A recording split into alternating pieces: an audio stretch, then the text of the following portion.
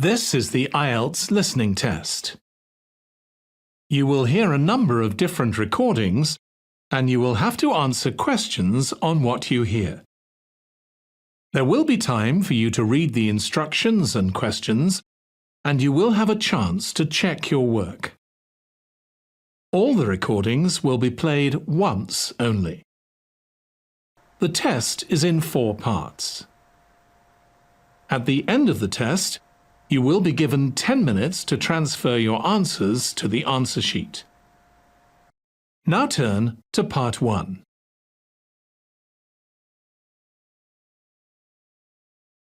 Part 1. You will hear a university student radio station broadcast. But first, look at questions 1 to 5 on the form.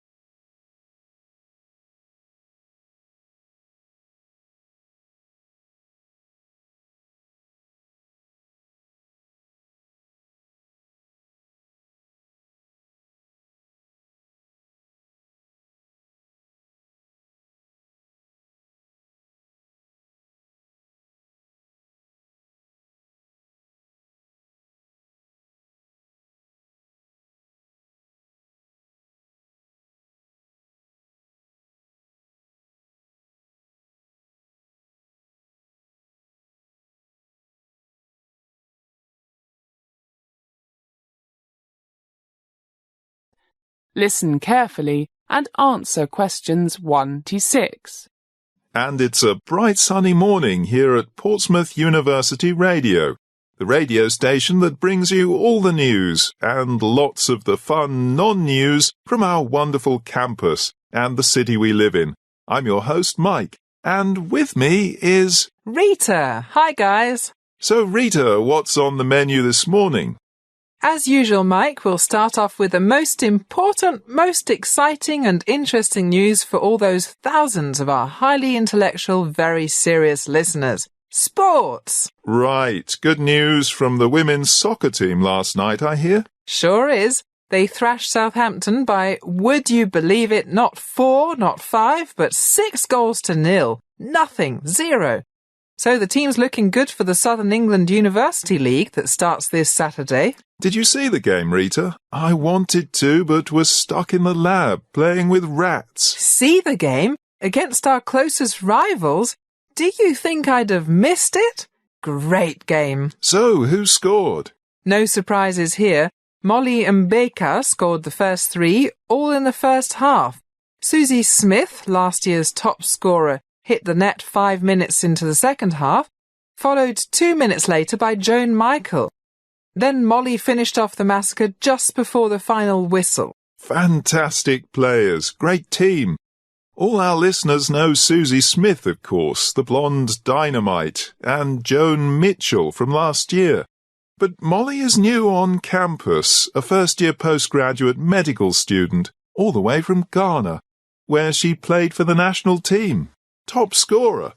An amazing 25 goals in international matches last season. African Woman Player of the Year. Look at questions 7 to 10.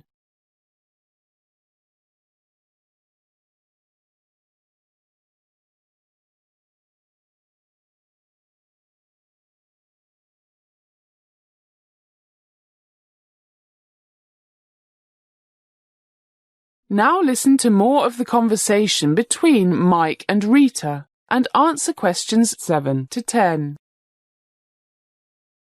Yeah, she's fantastic. She came very close to scoring more, but Southampton hemmed her in really tightly after they saw what she can do.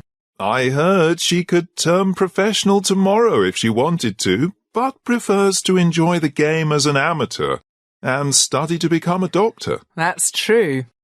OK, and how about the men's soccer team, Mike? Do I have to speak about this, Rita? A disaster. Played away at Bristol. I won't be surprised if some of them are too embarrassed to come back. lost 6-2, and Bristol had their best two players watching from the sidelines because of injury. Let's change the subject. Good idea. No other sporting news today, but lots coming up this weekend. Now to the bad news from the Students' Union. Really bad news. Prices in the cafeteria and bar are going up by an average of 10% as from Monday. 75p for a cup of coffee. £4 for a pint of bitter. My favourite beer. So, complain. There's a demonstration planned for outside the Students' Union building at noon tomorrow. See you there, and you can phone us now, 8759 765, to tell us what you think.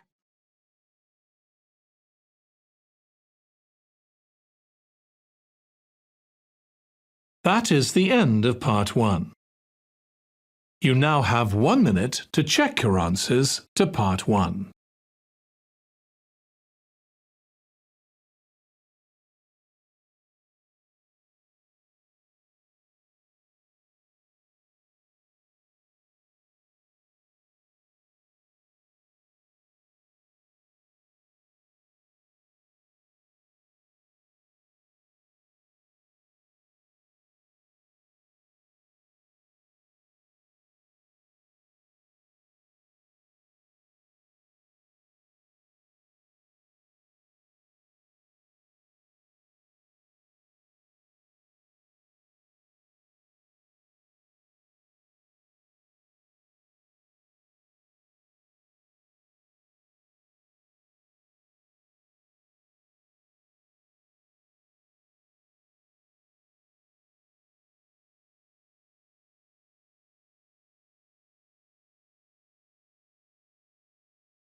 Part 2. You are going to hear an address given at the annual meeting of an international computer company by the company president. First, look at questions 11 to 16.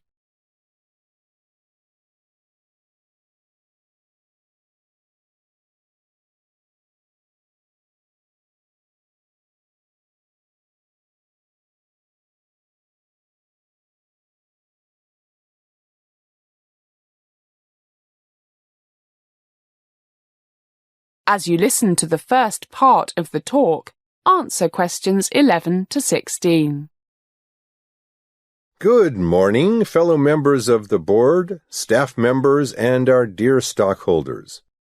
Welcome to our 6th annual general meeting. It is my pleasure to give you an overview of how the Orange Computer Company has done in the past year. When I have finished, we will be very happy to answer any questions you might have. Most of what I have to say is very encouraging, but to get it over with, I'll start with the bad news. Actually, it's not too bad. This time, a year ago, we told you that we were about to launch our first mobile phone line, cell phone for our American friends. After a major promotion, our 4 mobile phones hit the market exactly 1 week later. Given our excellent company reputation, very promising results from our market research, and what we thought were attractive winning features at very competitive prices, our competitors were ready and waiting, with new models at prices that we had to match. So match them we did, but given the difficulty of breaking into this market, sales have been disappointing both in Europe and especially in North America. Given the massive growth of China's mobile phone production in recent years and our lack of experience in that part of the world, we did not market the phones in Asia. So our mobile phone subsidiary is still limping along, but sales are slowly growing. We believe the long battery life and reliability are beginning to have a larger impact on consumers. So, we have planned a new promotion and marketing campaign stressing these 2 strengths. Our research also shows that after only a few weeks, most purchasers of the fanciest, most expensive mobile phones end up only using the basic functions: phone calls, messages, and chatting.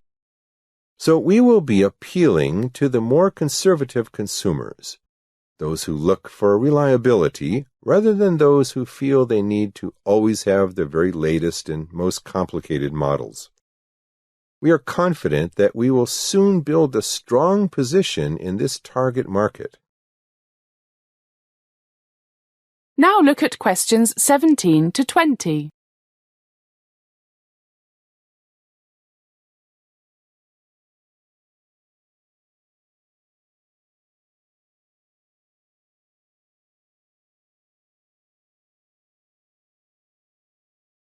As the talk continues, answer questions 17 to 20. Now for the good news. As you can see in the annual report, total group income from sales increased to just over 1.83 billion euros, a very healthy 9.5%, and net profit after taxes increased to 126 million euros, or 18%. So you can look forward to a significant rise in share dividends and an even bigger increase in the value of your stock holdings in Orange Computers. Let me briefly describe the main reasons for our even better than expected growth and profits this past year. One is the fruits of our merger 4 years ago with Ribbon Optical, Europe's largest camera and CCD maker. Our decision to get into the high-end digital and professional camera market has proven to be the right one. We have been particularly successful in the medical imaging field. Starting from nothing 3 years ago, our equipment is now being used by 12% of Europe's hospitals, and we have already, after just 18 months, made a promising entry into the North American market. In fact, just yesterday, we signed a $1.2 million contract with one of America's best-known medical schools. Another major reason for a very profitable year was the increased outsourcing of our programming to India and China. This has resulted in very significant cost reductions on our software side. And I am happy to tell you that we managed to increase the proportion of the programming we outsource without laying off any of our European programming staff, who we keep for those software and platform projects that we wish to keep most closely to ourselves. Efforts to increase energy efficiency have also reduced costs. We are also pleased that our decision, explained to you at our meeting a year ago, to stick to our core business and not to enter such areas as games, PlayStations, music, MP3, and the like, mobile phones were the one exception, is, in our opinion, proving correct. The competition is very fierce in these fields, with minimum returns, and in the case of the music side, extremely costly in legal fees.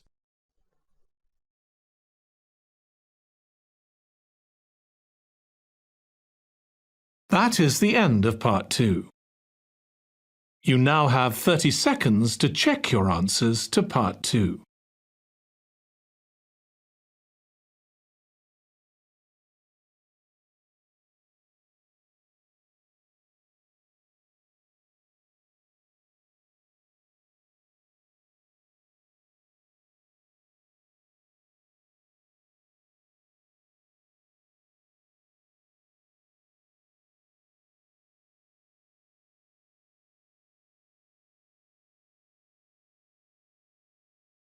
Part 3.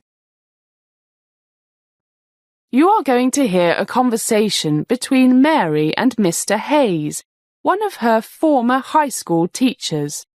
First, listen to the first part of the conversation and answer questions 21 to 25.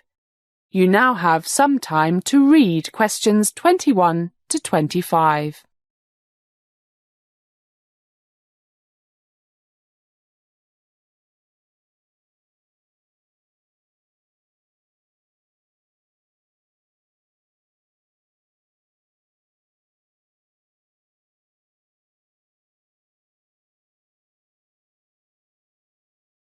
Hi, Mr. Hayes. It's so great to see you again. Mary, one of my most favourite students. So, how are you? Well, to be honest, Mr. Hayes, not so good. That's why I wanted to see you. It's about university. So different from high school. Oh dear. Well, why don't we sit down over there and you can tell me all about it? Let's see if I can be of any help to you. Oh dear, I feel so stupid now. I shouldn't have bothered you. Don't be silly, Mary. We all need someone to speak to sometimes. And since your mother and father are in New Zealand, you probably feel a bit lost now and then. But before you say anything else, why don't you tell me all the things that you like about your new life at university? Gee, I don't know. I guess I like the city. Canterbury Cathedral is one of my favorite places. I often go there just to sit and think. Or just sit. Oh, I can quite understand that. And you've got the sea. I love the sea. And you are never more than a short cycle ride from the lovely Kent countryside.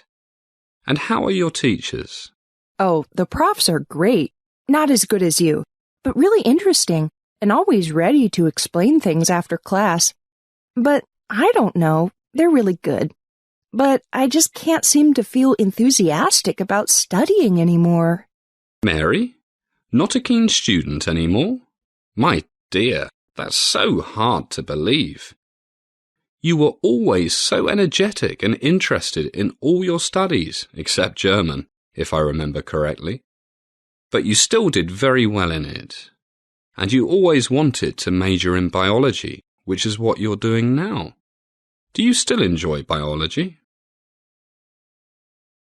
As the conversation continues, please answer questions 26 to 30. You now have some time to read questions 26 to 30.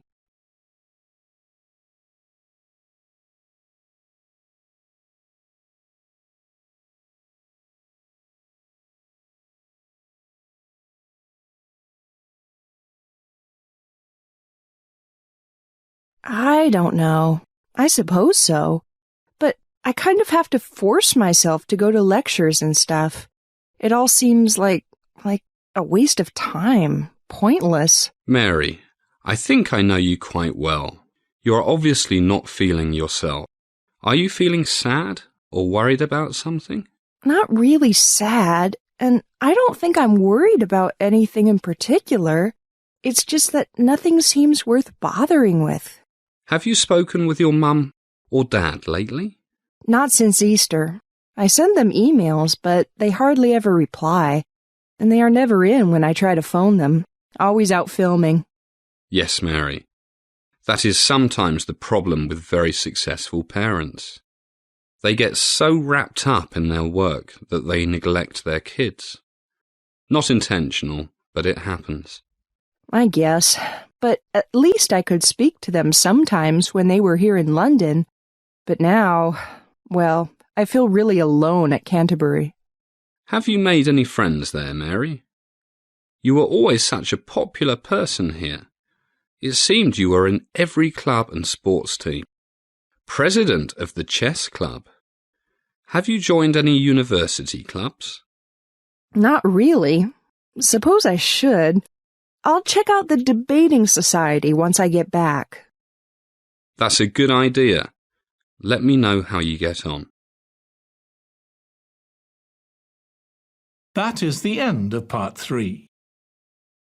You now have 30 seconds to check your answers to part 3.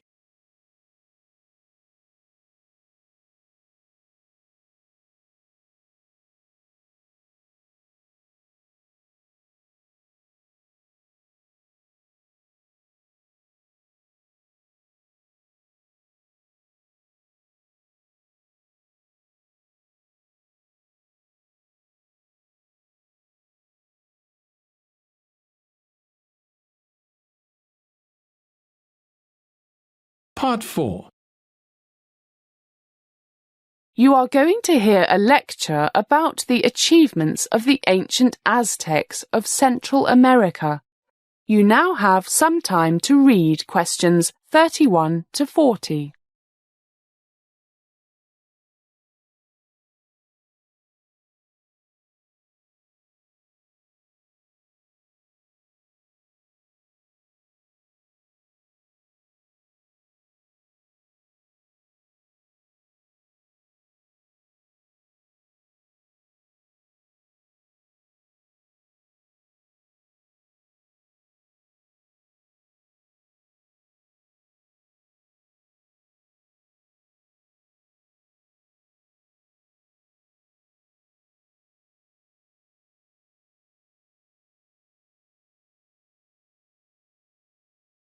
Good evening.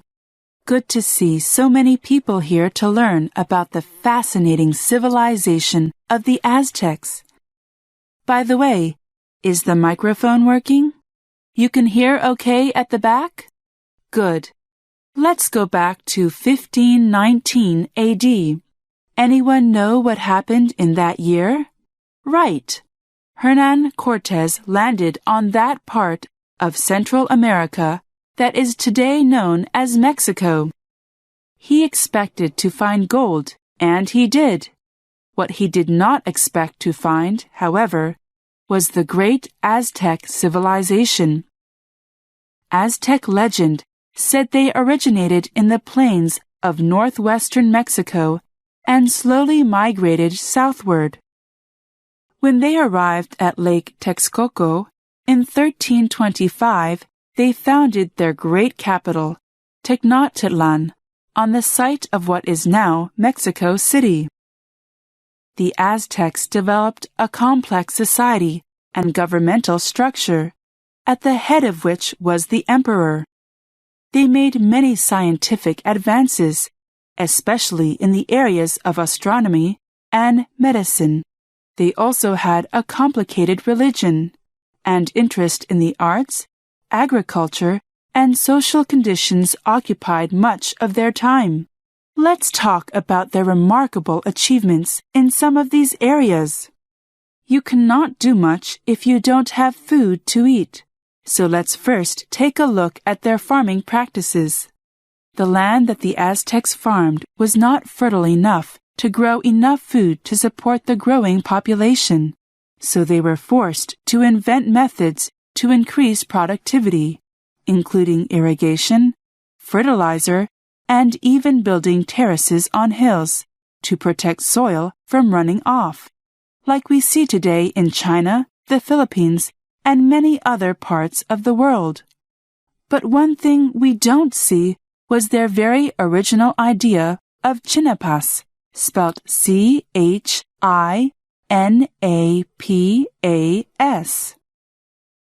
Chinapas were floating gardens built on swamps. Actually, they were quite simple to make. First, canals were dug through the marshes and swamps. Then, mud from the canals was placed on mats woven from weeds and straw. These mats were quite big, maybe 5 or 6 meters long and 2 across. Trees were then planted in the bed of the swamp at the corners of each mat. The trees took root, and the chinapas were held firmly in place. The Aztecs used these floating gardens to plant their maize, corn, and also vegetables like beans, chili peppers, avocados, squash, and tomatoes. The Aztecs were very advanced in some ways, but they didn't use animals or plows to help them work the land. In fact, they didn't even have the wheel. No problem. The soil on the chinapas was soft enough that pointed sticks were all they needed to plant crops on them. But the Aztecs were much more than imaginative gardeners. They made great advances in the sciences, especially astronomy. I'm sure many of you have heard of the Aztecs' calendar stone. It took them 52 years, from 1427 to 1479, to build the calendar stone. It was huge, a massive piece of rock 3 feet thick, 12 feet in diameter, and weighing about 24 tons, on which they carved pictographs for the days and months of the Aztec calendar. This showed just how advanced the Aztecs were in the science of astronomy. It makes me think of the clean air they enjoyed in those days, when they could see all the stars shining so brightly in the night sky. They would have had a big problem doing this in most parts of the world nowadays. But back to the calendar stone. It had 18 months, each of 20 days, namely 360 days made 1 year. But they had long before worked out that there are 365 days in a year. So they added 5 days, which they called the Nemontemi, or sacrificial days, to get 365. Remember, this was 103 years before the Gregorian calendar that we use today. Very sophisticated, those Aztec astronomers. And they were not only clever astronomers. The Aztecs made great advances in medicine. At the time, many Europeans looked down on the herbal medicine of the Aztecs as a heathen practice, just like they used to look down on traditional Chinese or African medicine. But in fact, Aztec doctors could do more than even the best doctors in Europe. Their medicine was primarily based on spiritual healing and herbal healing. Spiritual because they believed many illnesses were caused by such things as an angry god or bad birth signs. So their first step in treating an illness was always prayer and sometimes animal sacrifice. But they also used herbal medicine and concentrated much of their medical science on finding out what herbs could do, just like the ancient Chinese doctors. So, over generations, the Aztecs accumulated a vast knowledge of the herbs in the world around them and the medicinal properties of each one. One difference with traditional Chinese medicine is that the Aztecs concentrated more on curing the symptoms of a disease than getting at the cause of the disease. They felt that if a god or goddess wished to make them ill, then they could do nothing about the root cause, namely a god. If the medicine worked, it meant that the gods approved of the patient getting well again.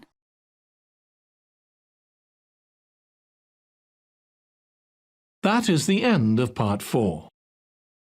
You now have 1 minute to check your answers to Part 4. That is the end of the listening test. In the Ielts test, you would now have 10 minutes to transfer your answers to the answer sheet.